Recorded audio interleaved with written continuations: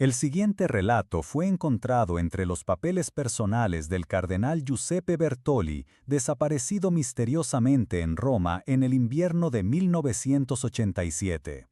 Sus anotaciones, escritas en latín arcaico y portugués, fueron descubiertas en una caja fuerte en el sótano de la Biblioteca Apostólica Vaticana, junto con fotografías que nunca debieron ser tomadas y mapas que no figuran en ningún archivo oficial. Lo que está a punto de leer cambiará para siempre su comprensión de los secretos que la Iglesia guarda desde hace siglos. Era marzo de 1968 cuando el padre Francisco Torretti recibió la llamada que cambiaría su vida para siempre. Al otro lado de la línea, una voz temblorosa y familiar, la del propio padre Pío de Pietrelcina, susurraba palabras que parecían venir de otro mundo. Francisco, hijo mío, lo han encontrado. Lo que vi en las visiones está sucediendo en Egipto. Debes ir, debes verlo con tus propios ojos antes de que sea demasiado tarde. Torretti conocía bien las manifestaciones sobrenaturales del Padre Pío. Había sido testigo de los estigmas, las bilocaciones, los éxtasis místicos que dejaban al santo hombre suspendido entre el cielo y la tierra durante horas.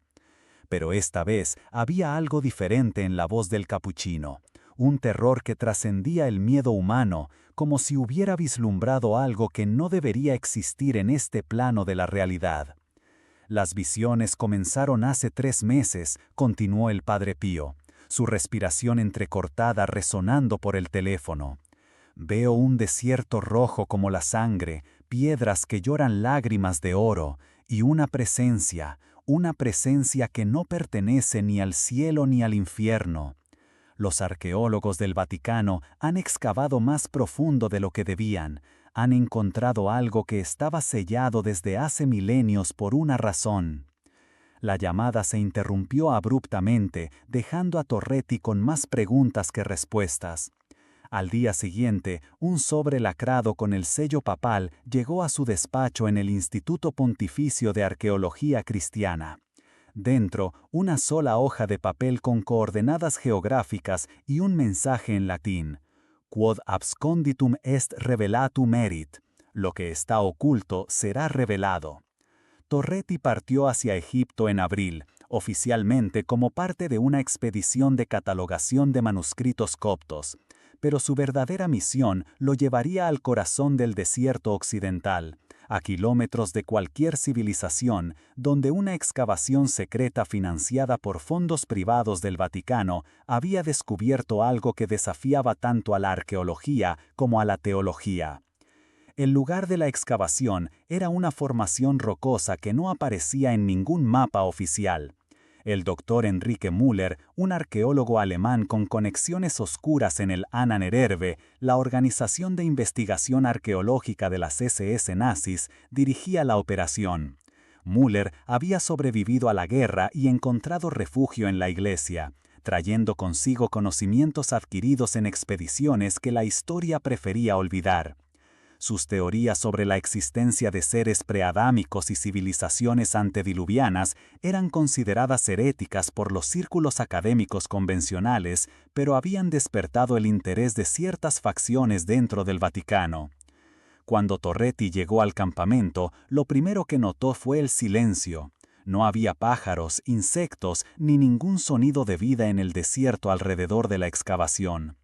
Los propios trabajadores egipcios parecían perturbados, susurrando entre sí en dialectos que Torretti no podía identificar.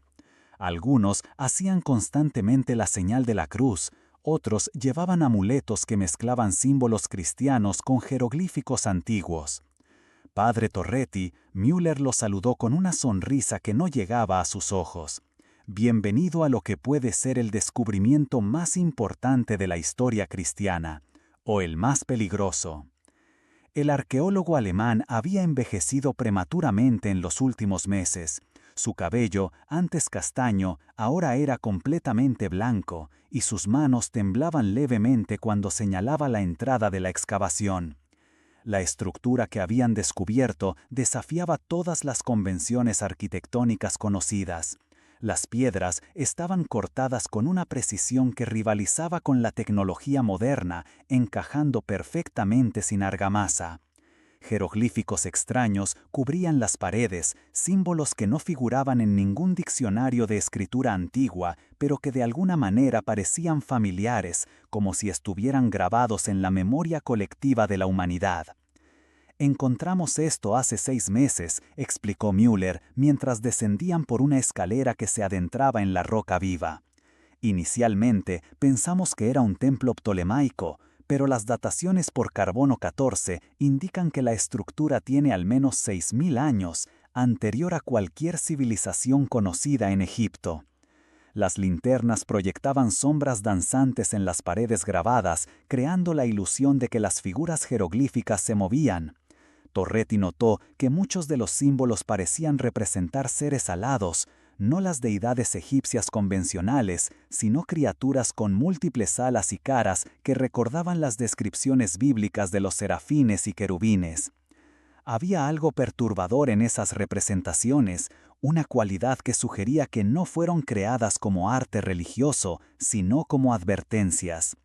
«¿Qué has encontrado ahí bajo?», preguntó Torretti, aunque parte de él ya sabía que no quería oír la respuesta. Müller se detuvo abruptamente y se volvió a mirarlo. Sus ojos, que antes brillaban con entusiasmo científico, ahora llevaban una mezcla de fascinación y terror. «Hemos encontrado una cámara, padre, pero no es como ninguna tumba que hayamos visto.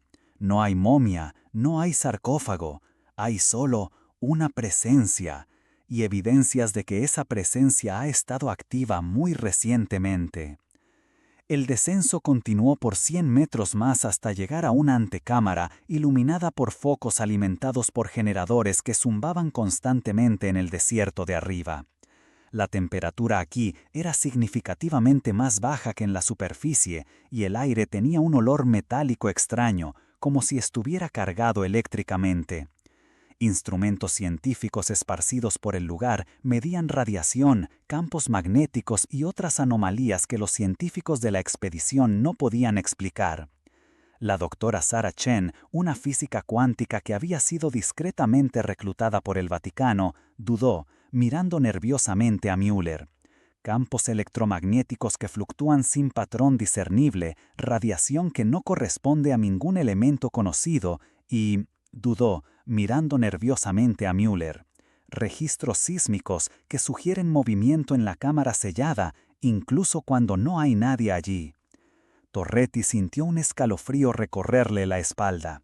Las palabras del Padre Pío resonaban en su mente, una presencia que no pertenece ni al cielo ni al infierno. Comenzaba a comprender que no se trataba solo de arqueología, sino de algo que trascendía la comprensión humana. La entrada a la cámara principal estaba sellada por una puerta de piedra cubierta con símbolos que parecían pulsar con luz propia cuando se observaban con la visión periférica. Müller explicó que habían necesitado equipo de perforación industrial para abrir una pequeña abertura lo suficientemente grande para que una persona pudiera pasar. «Antes de entrar», dijo Müller, bajando la voz a un susurro, «necesito que comprenda lo que vamos a encontrar.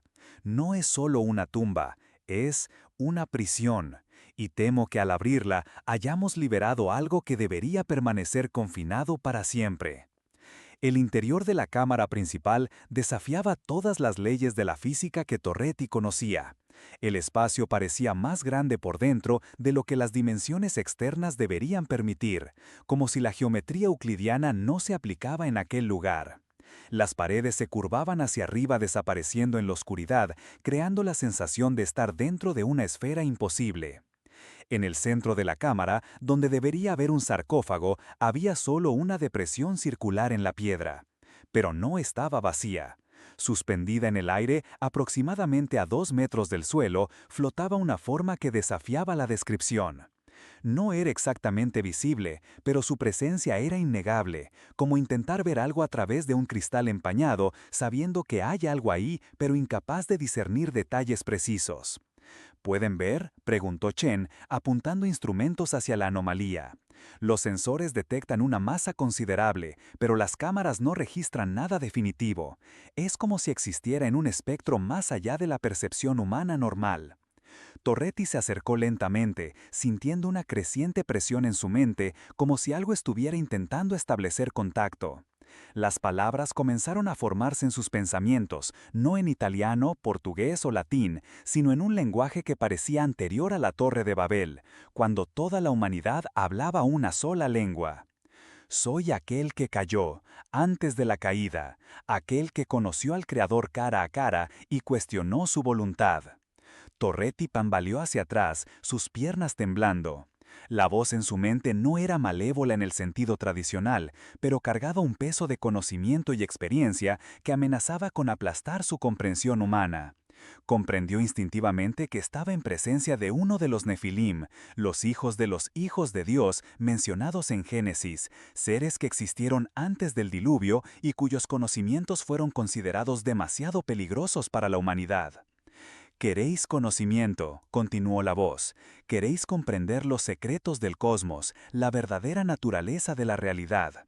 Puedo dártelo, pero el precio es más alto de lo que vuestras mentes mortales pueden imaginar. Sal de aquí, susurró Müller, tirando de Torretti del brazo, ahora, antes de que sea demasiado tarde. Pero Torretti se sintió compelido a permanecer. Parte de él, la parte que siempre había buscado comprender los misterios de la fe, quería oír más. Quería entender cómo un ser celestial caído podía estar confinado en una tumba en el desierto, y por qué el Vaticano gastaría recursos considerables para encontrarlo. Vuestra iglesia, continuó la presencia, fue construida sobre cimientos que ella misma no comprende. Los primeros cristianos conocían nuestra existencia, sabían que algunos de nosotros permanecimos en la tierra después del diluvio, confinados en prisiones creadas por aquellos que llamáis ángeles. Pero el conocimiento fue suprimido, escondido en textos apócrifos y tradiciones orales que fueron sistemáticamente eliminadas. Las implicaciones de las palabras golpearon a Torretti como un rayo. Si este ser decía la verdad, entonces la historia oficial del cristianismo era solo una versión sanitizada de eventos mucho más complejos y perturbadores. La Iglesia no era solo una institución religiosa, sino guardiana de secretos que podrían sacudir los propios cimientos de la civilización humana. En este punto de la narrativa, es importante notar que descubrimientos como este no son aislados. Si deseas continuar recibiendo relatos sobre los secretos ocultos que moldan nuestra realidad, considera suscribirte a nuestro canal, ya que solo revelando estas verdades gradualmente podemos preparar a la humanidad para lo que está por venir. Chen comenzó a gritar cuando sus instrumentos detectaron un súbito aumento en la actividad electromagnética. Las luces parpadearon y por un momento la forma suspendida en el aire se volvió casi visible, una masa de alas doradas y ojos que parecían contener galaxias enteras. El sonido que emanaba de la criatura no era audible en el sentido convencional, pero resonaba a través de los huesos de los presentes, una frecuencia que parecía sintonizar con algo primitivo en el cerebro humano. «Los sellos se están debilitando», gritó Müller por encima del creciente ruido. «Necesitamos salir, ahora». Pero cuando se volvieron hacia la salida, descubrieron que la abertura que habían creado en la puerta de piedra se había cerrado. Estaban atrapados en la cámara con una entidad que había sido confinada desde antes de que la civilización humana comenzara. «No tengáis miedo», resonó la voz en sus mentes, «no deseo causarles daño, solo deseo libertad, y a cambio puedo ofreceros conocimientos que transformarán vuestra comprensión de la realidad, conocimientos sobre la verdadera naturaleza del tiempo, del espacio, de la propia vida». Torretti sintió su fe cristiana entrando en conflicto con su sed de conocimiento. Este ser afirmaba ser anterior a la caída de Lucifer, una de las primeras creaciones de Dios que había cuestionado el plan divino no por malicia, sino por una comprensión más profunda de las implicaciones cósmicas de las acciones divinas. «Vuestro Papa Pío XII conocía nuestra existencia», continuó la entidad. «¿Por qué creéis que autorizó excavaciones secretas en todo el mundo? ¿Por qué creéis que estableció contactos con científicos nazis después de la guerra? Comprendió que la Iglesia necesitaba estar preparada para cuando los sellos comenzaran a debilitarse». Las revelaciones continuaban fluyendo. Torretti supo que existían al menos 12 prisiones similares esparcidas por el mundo, cada una conteniendo a uno de los Nefilim capturados antes del diluvio. Algunas estaban bajo el control de la Iglesia Católica, otras custodiadas por organizaciones secretas que remontan a los templarios y a los primeros gnósticos cristianos. La tecnología moderna está acelerando el proceso, explicó la entidad. Vuestras transmisiones de radio, vuestra electricidad, vuestras experiencias nucleares, todo esto crea interferencia en los campos que mantienen los sellos activos. En algunas décadas ya no podremos ser contenidos. Chen, que había estado trabajando frenéticamente en sus equipos, logró establecer comunicación con la superficie a través de un sistema de emergencia. La respuesta que recibió la dejó pálida de terror. Roma está enviando un equipo de contención, anunció, su voz temblorosa. Lo llaman Protocolo Serafim, llegan en 6 horas. Müller rió amargamente. Contención, nos eliminarán, a todos. Este descubrimiento es demasiado grande, demasiado peligroso, no pueden permitir que salga de aquí. La comprensión golpeó a Torretti como un puñetazo en el estómago. No eran exploradores en una misión de descubrimiento científico. Eran testigos incómodos de algo que amenaza la propia estructura de poder de la Iglesia. Si la existencia de los Nefilim se convirtiera en conocimiento público, esto no solo revolucionaría la arqueología y la teología, sino que cuestionaría la autoridad moral de cualquier institución que hubiera ocultado esta verdad durante milenios. Existe una salida, susurró la entidad en sus mentes, pero requiere que hagan una elección. Pueden permanecer prisioneros de sus limitaciones humanas, o pueden aceptar una pequeña parte del conocimiento que puedo ofrecer, lo suficiente para comprender cómo salir de esta prisión y exponer la verdad al mundo. ¿Cuál es el precio?, preguntó Torretti, aunque sabía que no quería oír la respuesta. Una conexión permanente. Parte de sus conciencias quedaría ligada a la mía. Verían el mundo como yo lo veo, a través del velo de ilusiones que vuestra especie ha creado para protegerse de la realidad. Y una vez que vean, nunca podrán volver a la ignorancia. El tiempo se estaba agotando. Chen informó que podía oír helicópteros acercándose. El protocolo Serafim, fuera lo que fuese, estaba casi allí, y Torretti sospechaba que implicaría mucho más que simplemente sellar de nuevo la cámara. Müller tomó la decisión primero. «Acepto», dijo en voz alta. «Necesito saber la verdad, aunque me destruya». Lo que sucedió después desafió la descripción. Una luz que no era luz llenó la cámara, y Torretti sintió su conciencia expandiéndose más allá de los límites de su cerebro físico. Por un momento vio el universo como realmente era, no el cosmos ordenado y comprensible descrito por la ciencia, sino un multiverso fractal de posibilidades infinitas, donde la materia y la energía eran solo manifestaciones superficiales de patrones de información mucho más complejos. Vio la Tierra como era hace 6000 años, cuando los Nefilim caminaban libremente entre los humanos, enseñándoles artes y ciencias que aceleraron el desarrollo de la civilización de forma peligrosa. Vio el diluvio no como un evento natural o castigo divino, sino como una intervención necesaria para evitar que la humanidad evolucionara demasiado rápido y se destruyera con conocimientos que no estaba preparada para manejar. Vio también el futuro, líneas de posibilidad que se extendían a través del tiempo como rayos de luz prismática. En muchas de esas líneas, los sellos que aprisionaban a los Nefilim se rompían completamente, y la humanidad enfrentaba una nueva era de conocimiento y terror en proporciones iguales. En otras, los secretos permanecían ocultos, y la especie humana continuaba su evolución ignorante y protegida. Cuando la visión terminó, Torretti se encontró de nuevo en la cámara, pero todo había cambiado. Chen estaba de rodillas, templas recorriendo por su rostro, mientras contemplaba ecuaciones matemáticas que habían aparecido espontáneamente en su mente, fórmulas que podrían revolucionar la física cuántica si ella tuviera el coraje de compartirlas. Müller estaba parado en trance, sus ojos reflejando una comprensión profunda y terrible sobre la verdadera naturaleza de la realidad.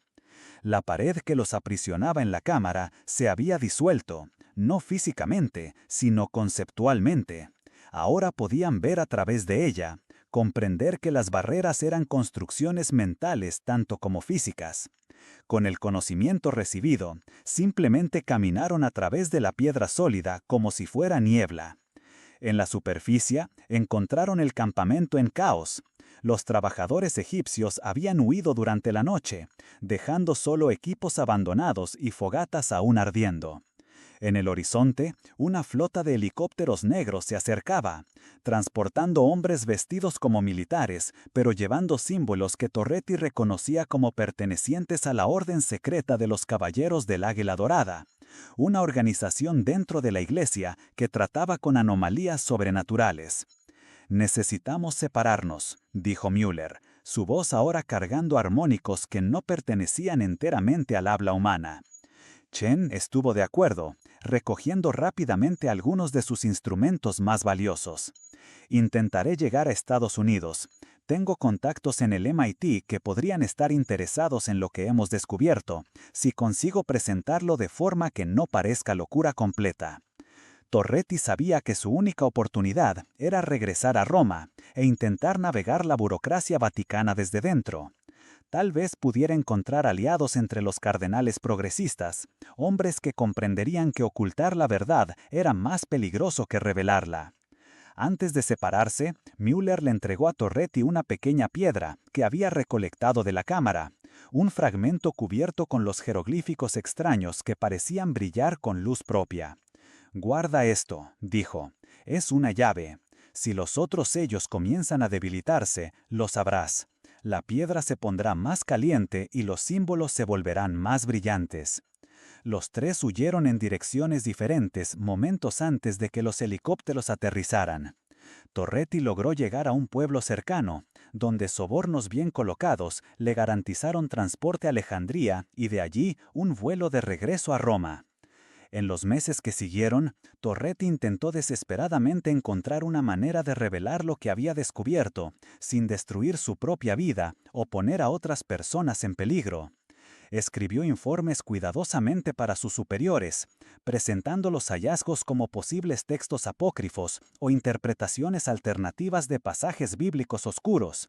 Pero la pequeña piedra que llevaba consigo se convirtió en un barómetro constante de eventos que estaban más allá de su capacidad de influir. Se calentaba durante los principales eventos geopolíticos. La crisis de los misiles en Cuba casi la hizo derretir en sus manos.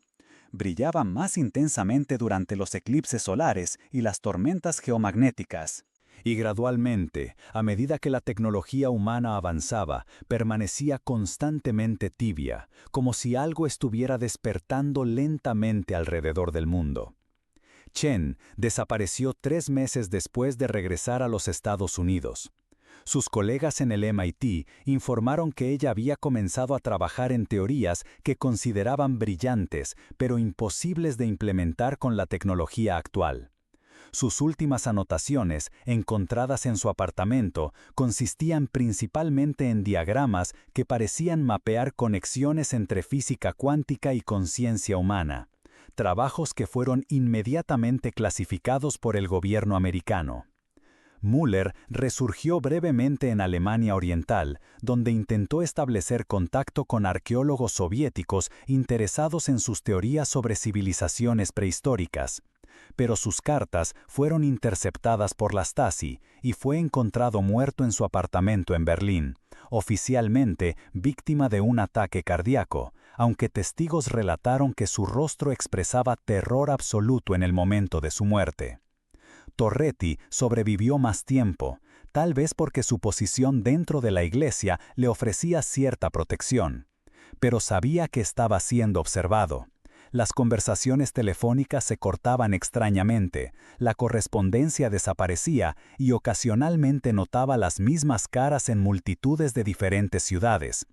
En 1975, 7 años después del descubrimiento en Egipto, la piedra comenzó a arder constantemente. Torretti comprendió que los sellos se estaban deteriorando más rápidamente de lo que la entidad había previsto. Tomó una decisión desesperada: Revelaría todo en un manuscrito detallado que depositaría en varios lugares seguros alrededor del mundo, esperando que al menos una copia sobreviviera para alertar a las generaciones futuras. Nunca tuvo la oportunidad de completar su plan. En la mañana del 12 de noviembre de 1975, Torretti fue encontrado muerto en su celda en el Vaticano. La causa oficial fue infarto de miocardio, pero quienes encontraron el cuerpo informaron que sus manos estaban quemadas como si hubiera sostenido algo extremadamente caliente, y en su mesa había solo cenizas que parecían los restos de papeles quemados. La pequeña piedra nunca fue encontrada. Pero la historia no termina ahí. En los años siguientes se informaron otros descubrimientos similares en lugares remotos alrededor del mundo. Una excavación secreta en el Himalaya descubrió una cámara sellada que contenía evidencias de tecnología imposible. Arqueólogos trabajando en ruinas sumergidas en el Mediterráneo reportaron anomalías que fueron inmediatamente clasificadas por los gobiernos involucrados. Y en 1981, una expedición financiada por una organización misteriosa llamada Fundación Prometeo, supuestamente encontró evidencias de una biblioteca perdida en la Antártida, que contenía textos que describían interacciones entre humanos y ángeles caídos en épocas prehistóricas. Cada uno de estos hallazgos fue rápidamente suprimido. Los participantes desaparecieron o murieron en circunstancias sospechosas y los sitios fueron sellados o destruidos. Pero comenzaron a emerger patrones para quienes sabían cómo buscar. Sitios de Internet oscuros compartían fragmentos de información. Científicos relataban sueños similares que involucraban símbolos geométricos imposibles. Y en todo el mundo, personas sensibles reportaban visiones de ángeles que no encajaban en ninguna tradición religiosa conocida. Lo que hace particularmente perturbador este relato es que muchos de los eventos descritos pueden verificarse a través de registros públicos parciales. El Padre Pío realmente murió en 1968, pocos meses después de los eventos descritos en este manuscrito. El Dr. Enrique Müller existió, aunque su biografía oficial omite sus años en la organización nazi Ahnenerbe y sus actividades posguerra. Y los registros del Vaticano, cuando están disponibles, muestran gastos significativos en expediciones arqueológicas durante las décadas de 1960 y 70, aunque los detalles específicos permanecen clasificados. La pregunta que debemos hacernos no es si estos eventos ocurrieron exactamente como se describen, sino si nuestra realidad es realmente tan simple y comprensible como nos gustaría creer. Si entidades como los Nefilim realmente existen, confinadas en prisiones antiguas alrededor del mundo, entonces los próximos años podrían traer revelaciones que cambiarán fundamentalmente nuestra comprensión sobre el lugar de la humanidad en el cosmos. Y si miras atentamente los eventos mundiales recientes, el aumento de avistamientos de ovnis reconocidos por gobiernos, descubrimientos arqueológicos que desafían cronologías establecidas, anomalías científicas que no pueden explicarse por teorías actuales, puedes empezar a ver patrones que sugieren que los sellos realmente se están debilitando. La piedra de Torretti nunca fue encontrada, pero eso no significa que haya desaparecido. Tal vez esté esperando en manos de alguien que comprenda su verdadero significado, alguien preparado para enfrentar las implicaciones de lo que su creciente activación puede representar para el futuro de la humanidad. Si este relato resuena con experiencias que has tenido, dueños extraños que te han perturbado, o si has comenzado a notar patrones en los eventos mundiales que otros parecen ignorar, quizás sea hora de considerar que la realidad puede ser mucho más compleja y peligrosa de lo que nuestra civilización está preparada a admitir. La verdadera cuestión no es si debemos buscar esos secretos ocultos, sino si estamos preparados para las consecuencias de encontrarlos. Pues, como aprendió Torretti, algunos conocimientos conllevan un precio que puede ser mayor de lo que nuestra sensatez puede soportar. Y tú, lector, después de conocer esta narrativa, ¿crees que existen verdades tan perturbadoras que es mejor mantenerlas ocultas o que la humanidad tiene el derecho de conocer la realidad completa sobre su propia existencia, independientemente de las consecuencias?